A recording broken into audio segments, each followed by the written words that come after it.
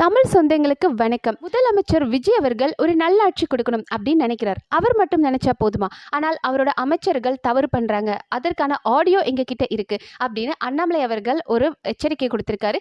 இது விஜய் அவர்களை மிரட்டுறதுக்காகவா? அப்படி இல்லைனா விஜய் அவர்களுக்கு ஒரு எச்சரிக்கை கொடுக்குறாரா? ஏன்னா உங்களோட ஆட்சி கவிழ்க்கணும் அப்படின்னு எதிர்க்கட்சிகள் என்னென்னமோ சூழ்ச்சி பண்றாங்க, அதுல இருந்து கொஞ்சமா சூதானமா பொழைச்சிக்கோங்கப்பா அப்படின்ற மாதிரி எச்சரிக்கை கொடுத்திருக்காரா?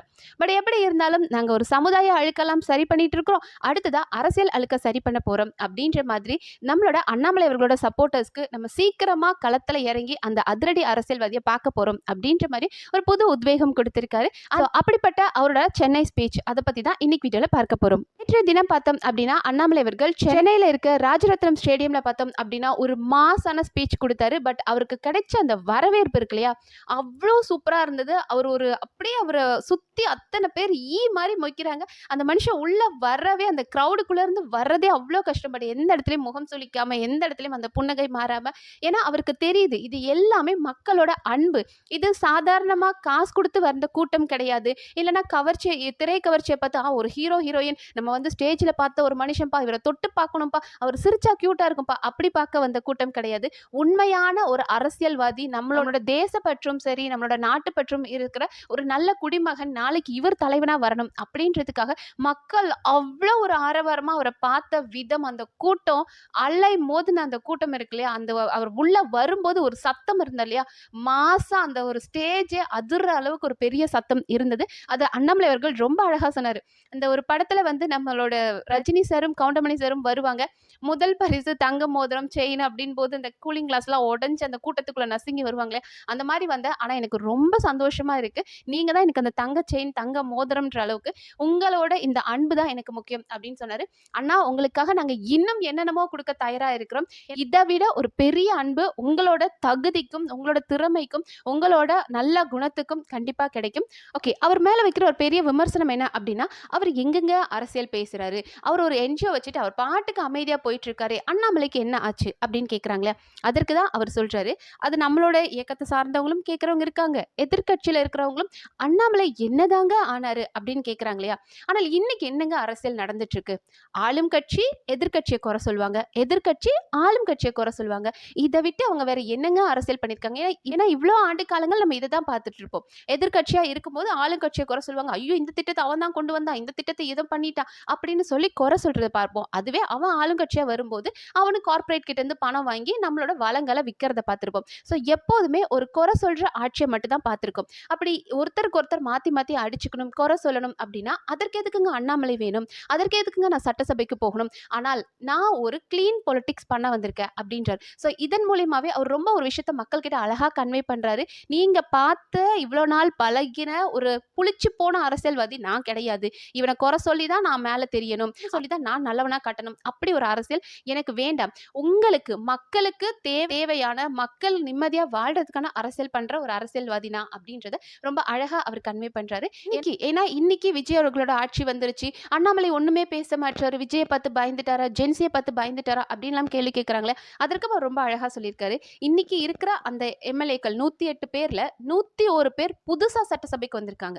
ஸோ இவங்களுக்குலாம் ஒண்ணுமே தெரியாது, அவங்களாம் ரொம்ப ஃப்ரெஷர். அண்ட் இப்படிப்பட்டவங்களை நம்ம குறை சொல்லி என்ன ஆக போகுது, அவங்க என்ன இடத்துக்கு வந்திருக்காங்க, என்ன பொசிஷன்ல இருக்காங்க. ஒரு சிலருக்குலாம் நம்ம எந்த துறையில் அமைச்சர், சுற்றுலாத்துறை அமைச்சரா இல்ல சுற்றுச்சூழல் அமைச்சரா அப்படின்றது கூட தெரியல. ஸோ இந்த அளவுக்கு ஒண்ணுமே தெரியாத யங்ஸ்டர்ஸ் வந்திருக்காங்க. ஃபர்ஸ்ட் யங்ஸ்டர்ஸ் வரட்டும். ஏன்னா அரசியல் அப்படின்னாலே நம்ம இவ்வளவு நாள் என்ன பார்த்திருக்கோம், அரசியல்னா ஒரு சாக்கடை, அது நமக்கு எதுக்கு, பெரியவங்க பேசுறாங்க அப்படின்னு போன காலம் போய் யங்ஸ்டர்ஸ் இன்னைக்கு உள்ள ஆர்வமா குதிக்கிறாங்க இல்லையா. ஸோ இது நமக்கு தேவை. வந்த உடனே அவங்கள குறை சொல்லி அவங்கள தப்பு தப்புன்னு சொல்லி அவங்கள மட்டம் தட்டி வைக்கிறதுக்கு பதிலாக புதுசா அரசியல் பண்ண வந்திருக்காங்க, புதுசா சட்டசபைக்கு போறாங்க. ஆனா இவ்வளோ காலங்கள் நம்ம பார்த்த அரசியல்வாதிகள் பழந்தின்னு கொட்டை போட்டவன் அப்படின்னு சொல்ற எல்லாருமே எவ்வளோ பெரிய ஊழல் பெருச்சாலிகளா இருந்து அவங்களோட குடும்பத்தை வளர்த்தாங்கன்னு நம்ம பார்த்தோம். ஆனால் இவங்க ஃப்ரெஷர்ஸா வரும்போது கொஞ்சம் டைம் கொடுப்போம். அந்த 1 இயர் நம்ம அவங்களுக்கு கொடுக்கறதுக்கான நேரம் எதற்காக அப்படின்னா, புரிஞ்சுக்கிட்டோம் அவங்களும் தங்களோட பதவி என்ன, அந்த பதவிக்கான வேலை என்ன, மக்களுக்கு இதை நம்ம எப்படி சரி பண்ணணும் அப்படின்றத அவங்க புரிஞ்சு செய்யட்டும் அப்படின்றதுனால தான் இந்த 1 இயர் நம்ம டைம் கொடுக்குறோம் அப்படின்றது ரொம்ப அழகா சொல்றார். அண்ட் அது மட்டும் இல்லாம நம்ம விஜய் அவர்கள் ஒரு ஊழலற்ற ஒரு ஆட்சி கொடுக்கணும் அப்படின்னு ஆசைப்படுறாரு. சூப்பர். அவர் வந்து அதுக்காக முன்னெடுப்பு பண்றாரு. ஆனால் அவர் மட்டும் அதை செஞ்சா பத்தாது. அவர் கூட இருக்கிற அமைச்சர்களும் செய்யணும். ஏன்னா ஒரு சில அமைச்சர்கள் பார்த்தோம் அப்படின்னா ஊழல் குற்றச்சாட்டுல மாட்டிட்டு இருக்காங்க. இதை பத்தி நீங்க டீட்டெயிலா தெரிஞ்சுக்கணும் அப்படின்னா நீங்க மாரிதாஸ் அவர்களோட சேனல் பாத்தீங்கன்னா நல்லா தெரியும். ஏன்னா அவர் ஒவ்வொரு அமைச்சரும் கீர்த்தனா, தொழில்துறை அமைச்சர் கீர்த்தனால இருந்து புஷி அனந்த்ல இருந்து இவங்க எல்லாருமே இவங்க எந்த அளவுக்கு எந்தெந்த பிரச்சனைகளை மாட்டிருக்காங்க அப்படின்றது ரொம்ப டீட்டெயில்டா மாரிதாஸ் அவர்கள் பல வீடியோல சொல்லியிருக்காரு. அண்ட் இதே மாதிரி ஒரு ஆடியோ தான் நம்ம அண்ணாமலை அண்ணா கையிலும் கிடைச்சிருக்கு போல இருக்கு. ஏன்னா அவங்கெல்லாம் வந்துட்டு ஒரு சிலர் வந்து நாங்க ஓட்டுக்கு பணம் கொடுக்காம வந்துட்டோம் ஓகே. ஆனா ஒரு சில அமைச்சர்கள் இன்னைக்கு இருக்கிறவங்க வந்து நாங்க ஓட்டுக்கு பணம் கொடுத்து தான் இந்த இடத்துக்கு வந்திருக்கோம். அப்ப அந்த பணம் எங்களுக்கு வேணும் இல்லையா? அதனால வெட்டுங்க. அதனால ஒரு 2%, 3%, 4% இப்படி ஏதாவது கொஞ்சம் எங்களுக்கும் கமிஷன் கொடுத்தீங்கன்னா தானே கரெக்டா இருக்கும் வேலை நடக்கிறதுக்கு அப்படின்ற மாதிரி வேலை நடக்கிறதுக்கு இந்த பணம் வாங்குறாங்க அப்படின்றத நம்ம அரசியல் பரஸ்ல கேட்டுட்டு தான் இருக்கும். அதை அண்ணாமலை அவர்கள் காதுக்கும் வந்திருக்கு. அண்ட் அதற்கான ப்ரூஃபும் அவர் வச்சிருக்காரு. ஸோ அந்த ப்ரூஃபும் கையில வச்சுட்டு தான் அவர் பேசுறார். ஆடியோ எங்க கிட்ட இருக்கு. நாங்க இதை உங்க கவனத்துக்கு கொண்டு வரோம். அவர் நினைச்சிருந்தாருன்னு வைங்களேன், இந்த ஆடியோவை ரிலீஸ் பண்ணி விட்டு மக்கள் கிட்ட பத்தீங்களா நீங்க மாற்றம் அப்படின்னு கொண்டு வந்த விஜய் அவர்கள் கட்சியில என்னெல்லாம் நடக்குது அப்படின்றத அவர் பண்ண முடியும். அவர் பண்றக்கூடிய மனுஷன் தான்.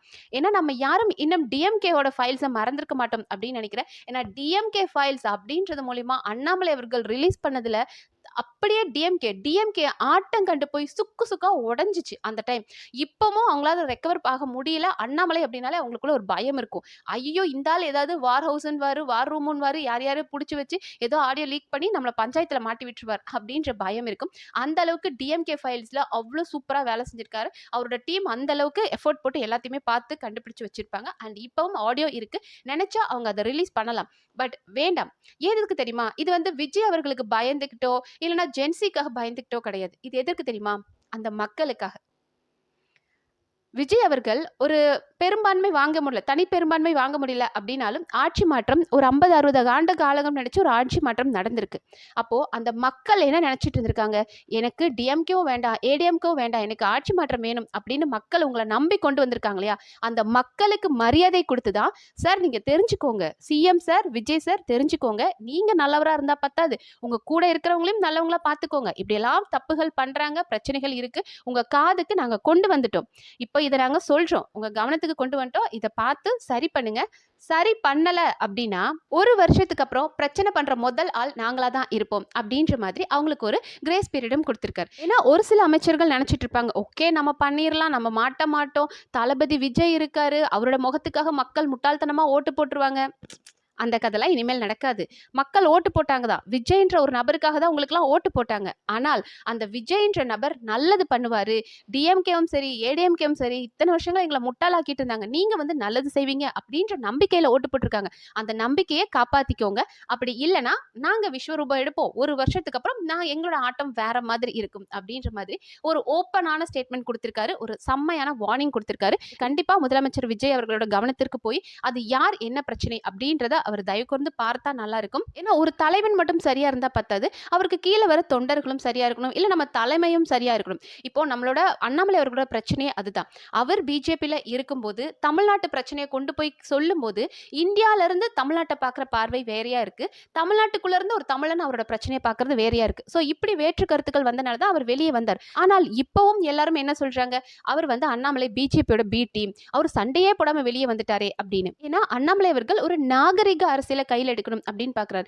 எப்ப பாரு சாக்கடைக்குள்ள போய் உருள்ற பண்ணி மாதிரி இவனும் உருள்வான் அவளும் உருள்வான் அப்படிலாம் இல்லை. நான் ரொம்ப டீசெண்டா இந்த சித்தாந்தம் பிடிச்சுதான் உள்ள போனேன், ஆனால் அங்க சில குறைகள் இருக்கிறதுனால நான் வெளியே வந்துட்டேன் அப்படின்ற.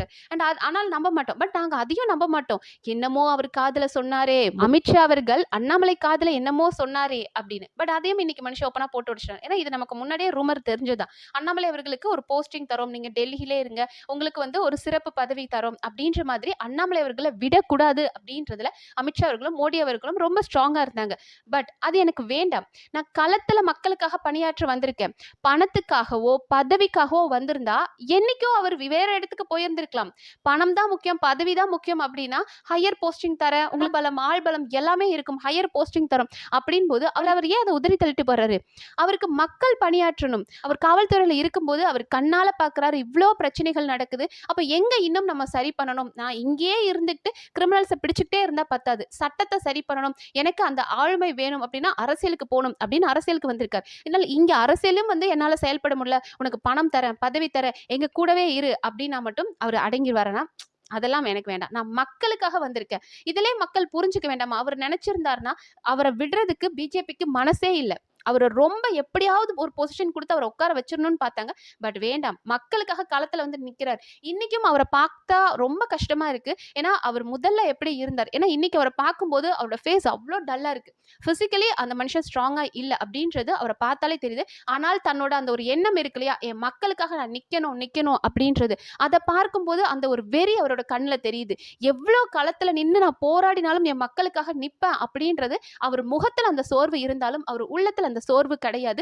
புது உத்வேகத்தோட ஒவ்வொரு நாளும் ஃப்ரெஷ்ஷா எந்திரிச்சு ஓடுறாரு இந்த மக்களுக்காக அப்படின்னு நினைக்கும் போது பாவமா இருக்கு. ஆனால் அவரை போய் இன்னும் நீங்க பிஜேபியோட பி டீம், நீங்க சண்டை போடாம வந்துட்டீங்க, உங்ககிட்ட வேற ஏதோ சொல்லிட்டாங்க, அதெல்லாம் அவர் ரொம்ப, எனக்கு இது வரைக்கும் அந்த விஷயம் சொல்லணும்னு தோணல. பட் இருந்தாலும் இப்படி எல்லாம் உட்கார வைக்கணும் பார்த்தாங்க, உள்ள பிஜேபிக்குள்ள உட்கார வைக்கணும் பார்த்தாங்க. பட் எனக்கு வேண்டாம் அப்படின்னு உங்களுக்காக வந்திருக்கேன்றத மனுஷன் போட்டு உடைச்சிருக்காரு. ஏன்னா அண்ணாமலை அவர்கள் இன்னைக்கும் அன்னைக்கும் மக்களுக்காக பணியாற்ற மட்டும்தான் அவர் வந்திருக்கார். இதை நம்ம முன்னாடியே பார்த்திருப்போம். அங்க மேகதாது அணை, கர்நாடகால மேகதாது அணை கட்ட போறாங்க அப்படின் போது அங்க ஆளும் கட்சி பாஜக இருக்கும்போது அந்த பாஜகவை எதிர்த்து இங்க போராட்டம், தமிழ்நாட்டுல பிஜேபியில இருந்த நம்மளோட அண்ணாமலை அவர்கள் கர்நாடகா பிஜேபி எதிர்த்து போராட்டம் பண்ணார். அப்ப மேலிடத்துல இருந்து கால் பண்ணி கேட்டாங்களாம், என்ன சார் இது, அங்கேயும் பிஜேபி தான் இருக்கு, நீங்களும் பிஜேபி தான், அவங்களை எதிர்த்து இப்படி ஒரு போராட்டம் பண்ணணுமா, நம்ம 2 பேருமே பிஜேபி காரங்க தான் அடிச்சுக்கணுமா அப்படின்னு கேட்கும்போது, சார் அது அவங்க ஸ்டேட்டுக்காக கர்நாடகாவோட மக்களுக்காக அந்த பாஜக போராடுறாங்க, நான் என் தமிழ் மக்களுக்காக நான் போராடுறேன் அப்படின்றத சொன்னார்.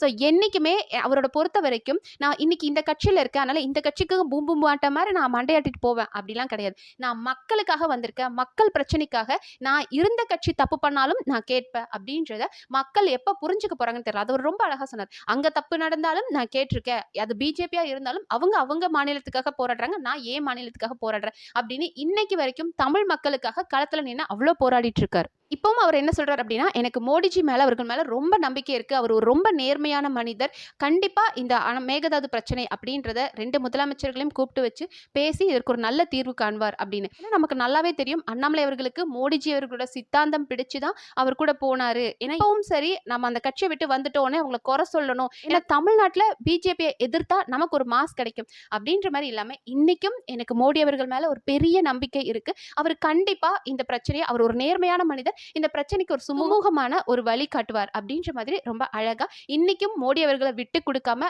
நான் என்னைக்குமே வளர்ந்தாலும் நான் எந்த ஒரு இடத்துக்கு போனாலும் உருவா தப்பா காமிச்சு நான் நல்லவனா இருக்கணும் அப்படின்ற கோட்பாடு இல்லைன்றத ரொம்ப அழகா சொன்னாரு. இதுதான் நம்மளோட வீடர் லீடர்ஸ் இயக்கத்துல இருக்கிற நண்பர்கள். ஏன்னா நம்ம எல்லாருமே பார்த்தோம் அப்படின்னா ஒரு 73 நாட்களா பயணிச்சிருக்கோம், யாருக்கும் எந்த பொறுப்பும் கிடையாது, எந்த ஒரு வேலை இதுதான் நீ பண்ணி ஆகணும், உனக்கு இந்த பொறுப்பு, நீ இந்த இதுல இருக்க, நீ இந்த வேலை செய்யணும் அப்படின்லாம் கிடையாது. நம்ம அத்தனை பேரும் தலைவர்கள், நம்மளோட பேருக்கு தகுந்த மாதிரியே வீத லீடர்ஸ் அப்படின்ற பேருக்கு தகுந்த மாதிரியே ஒவ்வொருத்தரும் அவங்களே அவங்களோட இண்டிவிஜுவல் ரெஸ்பான்சிபிலிட்டியை புரிஞ்சுக்கிட்டு ஒவ்வொரு சண்டேவும் எல்லா ஊர்லயும் பார்த்தோம் அப்படின்னா இப்போவும் ட்ரக் கேம்பெயின் நடத்துறது, தெரிஞ்சவங்க கிட்ட அதை பத்தி பேசுறது, சுற்றுச்சூழல் பாதுகாக்கணும் அப்படின்றதுக்காக பக்கத்துல இருக்கிற பீச்சு, குட்டை, குளம் அப்படின்றத சரி பண்றது, இந்த மாதிரி சின்ன சின்ன வேலைகளை ஒரு குரூப்பா சேர்ந்து பண்ணிட்டு இருக்காங்க. ஏன்னா எல்லாருக்குமே ஒரு எண்ணம் என்ன அப்படின்னா, நாம சரியாகிற மாட்டோமா, நம்ம நாட்டை சரியாக்கிற மாட்டோமா, நம்ம சுற்றுச்சூழலை சரியாக்க மாட்டோமா, நம்ம எல்லாருக்குமே ஒரு எண்ணம் இருக்கும், நம்மளை சுத்தி நல்லா இருக்கணும், நாம நல்லா இருக்கணும்னு ஆசை இருக்கும். ஆனா நம்ம எல்லாருக்கும் இது எப்படி பண்ணணும், யார் இதை எங்க இருந்து ஆரம்பிக்கிறதுன்னு தெரியாம இருந்தது. அந்த ஆரம்ப புள்ளிய அண்ணாமலை அண்ணா ஆரம்பிச்சு வச்சார். அண்ணாமலை அண்ணாவை பார்த்து இப்ப பலரும் சரி, வீத லீடர்ஸ்ல இருக்கிறவங்களும் சரி, பொதுமக்களும் சரி, ரொம்ப சின்ன பிள்ளைங்களாம் வந்து பண்றாங்க. ஸ்கூல் ஸ்டூடெண்ட்ஸ் எல்லாம் இறங்கி வந்து அந்த கீழே இருக்கிற குப்பைகள் எல்லாம் கிளீன் பண்ணும்போது அப்படியே ஆச்சரியமா இருக்கு. பரவாயில்ல, இவ்வளவு அளவுக்கு உணர்ந்து நம்ம இதை சரி பண்றோம் அப்படின் போது ரொம்ப சந்தோஷமா இருக்கு. ஸோ இவ்வளோ நாட்கள் நம்ம வந்து எந்த ஒரு பொறுப்பும் இல்லாம இதெல்லாம் பயணிக்கிறது ரொம்ப பெரிய விஷயம். பட் உங்க எல்லாருக்கும் ஒரு பெரிய வாழ்த்துக்கள்.